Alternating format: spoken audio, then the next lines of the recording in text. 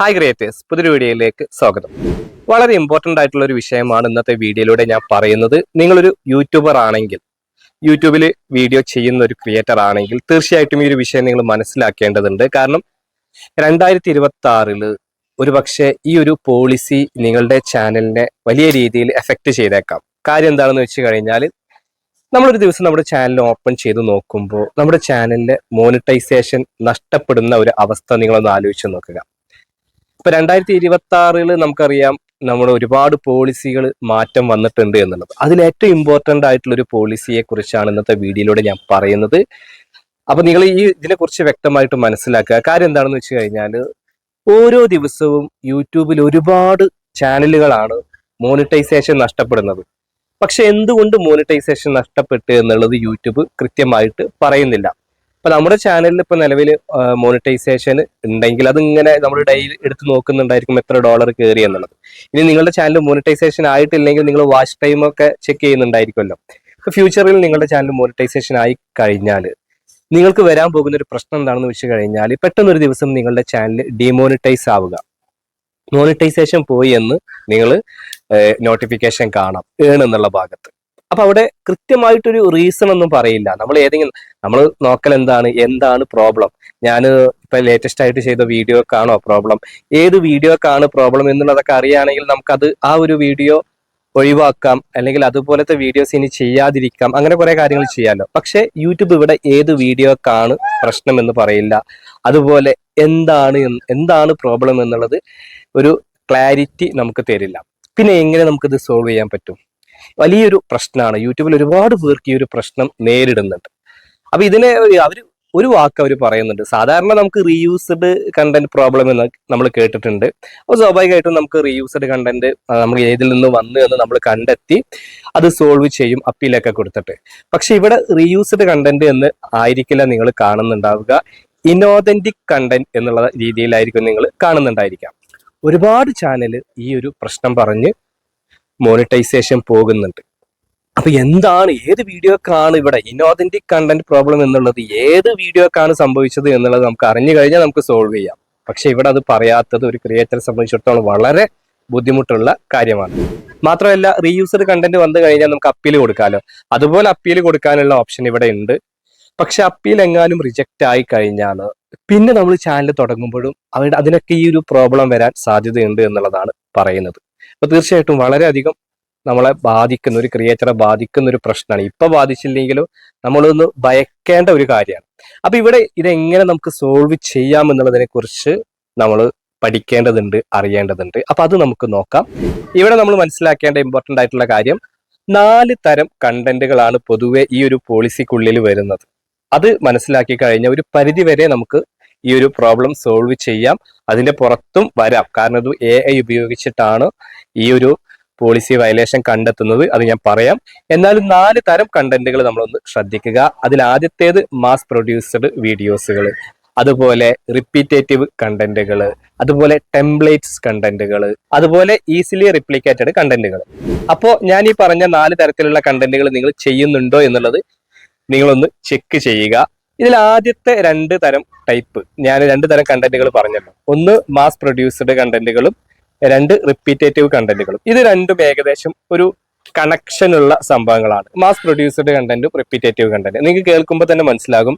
ഒരേ തരത്തിലുള്ള കണ്ടന്റുകൾ നമ്മൾ റിപ്പീറ്റ് ചെയ്ത് ചെയ്യാം. ഇപ്പൊ ഒരുപാട് ക്രിയേറ്റേഴ്സ് ചെയ്ത കണ്ടന്റ് നമ്മൾ അതുപോലെ നോക്കി ചെയ്യുക. അത് തന്നെ നമ്മളെ വീഡിയോയിൽ അതുപോലെയുള്ള കണ്ടന്റുകൾ നമ്മൾ റിപ്പീറ്റ് ചെയ്ത് ചെയ്യാം. യാതൊരു വിധ മാറ്റവും ഇല്ലാതെ നമ്മൾ റീഷൂട്ട് ചെയ്തതായിരിക്കാം, പക്ഷെ അതും ആദ്യത്തെ അതേ കണ്ടന്റ് പോലെ തന്നെ സെയിം സംഭവം വെച്ചിട്ട് റിപ്പീറ്റ് ചെയ്ത് ചെയ്യുക.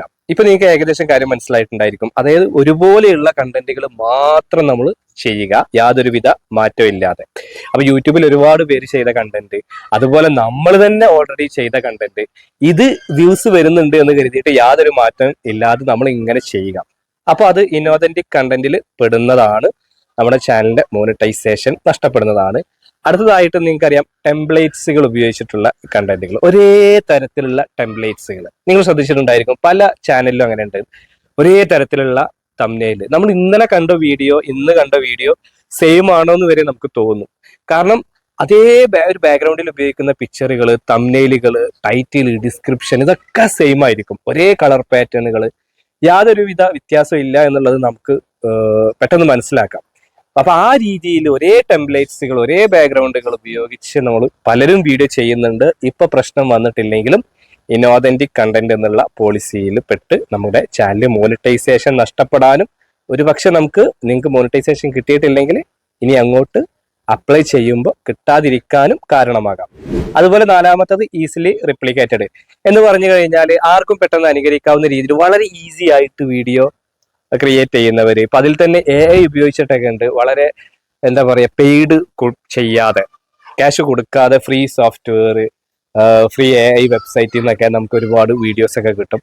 വളരെ സിമ്പിൾ ആയിട്ട് പ്രോംപ്റ്റ് കൊടുത്തു കഴിഞ്ഞാൽ അതിലൊന്നും ഒരു കൊമേഴ്ഷ്യൽ യൂസിങ് പറ്റില്ല എന്ന് അവർ തന്നെ പറഞ്ഞിട്ടുണ്ടായിരിക്കും. പക്ഷെ നമ്മൾ അതിൽ നല്ല വീഡിയോസ് ഒക്കെ ക്രിയേറ്റ് ചെയ്ത് യൂട്യൂബിലിട്ട് കുറെ കഴിയുമ്പോഴാണ് നമുക്ക് ഈ ഒരു ഇനോതന്റിക് കണ്ടന്റ് പോളിസി, അതല്ലെങ്കിൽ റീയൂസ്ഡ് പ്രശ്നം, ബാക്കി കാര്യങ്ങളൊക്കെ വന്നിട്ട് നമുക്ക് ഇപ്പൊ AI ഉപയോഗിക്കുമ്പോൾ ഹ്യൂമൻ ടച്ച് ഇല്ല എന്നൊക്കെ പറഞ്ഞിട്ട് നമുക്ക് ചാനൽ മോണിറ്റൈസേഷൻ ആവാതിരിക്കലും വന്നത് പോകുന്ന പ്രശ്നങ്ങളും ഒരുപാട് പേര് പറഞ്ഞിട്ടുണ്ട്. അപ്പൊ ഇവിടെ നമ്മൾ മനസ്സിലാക്കേണ്ടത് ഈ രീതിയിലുള്ള കണ്ടന്റുകൾ നമുക്ക് ഉണ്ടെങ്കിൽ പ്രത്യേകിച്ച് ഒരു മുന്നറിയിപ്പും കൂടാതെ നമ്മുടെ ചാനൽ മോണിറ്റൈസേഷൻ നഷ്ടപ്പെടും എന്നല്ല പറയുന്നത്. കാരണം എന്താണെന്ന് വെച്ച് കഴിഞ്ഞാൽ ഇത് AI ഓട്ടോമേഷൻ ഉപയോഗിച്ചിട്ടാണ് ഈ വയലേഷൻ കണ്ടെത്തിയിട്ട് യൂട്യൂബ് മോണിറ്റൈസേഷൻ നഷ്ടപ്പെടുന്നത്. അപ്പൊ ഇവിടെ നമ്മളൊരു പക്ഷേ വ്യത്യസ്തമായിട്ടുള്ള കണ്ടന്റുകളൊക്കെ ചെയ്യുന്നുണ്ടായിരിക്കും, വ്യത്യസ്ത വോയിസ് ഓവറുകളൊക്കെ ആയിരിക്കും കൊടുത്തിട്ടുണ്ടായിരിക്കും. വോയിസ് ഓവർ ചാനലിന് ഒരുപാട് പേർക്ക് ഇത് എഫക്ട് ചെയ്യുന്നുണ്ട്. വോയിസ് ഓവർ കൊടുക്കുമ്പോൾ അവർ പറയാറുണ്ട് ഞങ്ങൾ വ്യത്യസ്ത രീതിയിലുള്ള കണ്ടന്റ് ആണല്ലോ ചെയ്തിട്ടുള്ളത്, പക്ഷെ എന്താണ് ഞങ്ങൾക്ക് ചാനൽ മോണിറ്റൈസേഷൻ പോയത് എന്നുള്ളതൊക്കെ.